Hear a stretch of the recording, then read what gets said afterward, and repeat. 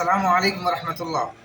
اس کائنات کے اندر وہ کون سی جگہیں ہیں جو اللہ رب العزت کو پسند ہے، جسے اللہ پسند کرتا ہے، اللہ کو محبوب ہیں؟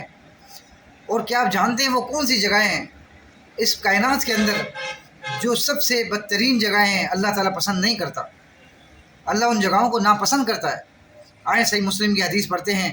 رسول اللہ صلی اللہ علیہ وسلم نے فرمایا، اللہ کے نزدیک تمہارے جگہوں کے اندر مساجد ہیں جو اللہ کو سب سے زیادہ محبوب ہے۔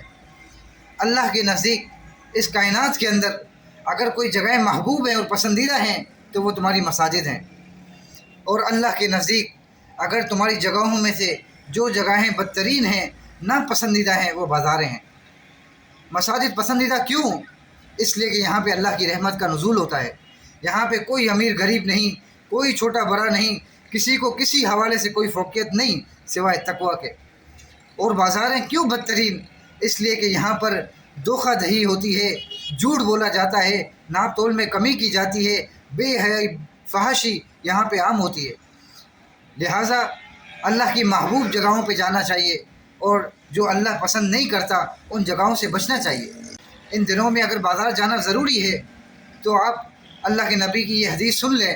رسول اللہ صلی اللہ علیہ وسلم نے فرمایا کہ جو شخص بازار میں داخل ہوتے وقت یہ دعا پڑھتا ہے، لا الہ الا اللہ وحدہ لا شریک لہ لہ الملک ولہ الحمد یحیی و یمیت وہو علی کل شیء قدیر، اللہ رب العزت 10 لاکھ نیکیاں عطا کرتا ہے، 10 لاکھ گناہوں کو معاف کرتا ہے، 10 لاکھ درجات بلند کرتا ہے، اور اللہ رب العزت اس دعا کی پڑھنے کی فضیلت سے، برکت سے اللہ تعالیٰ جنت عطا کرتا ہے۔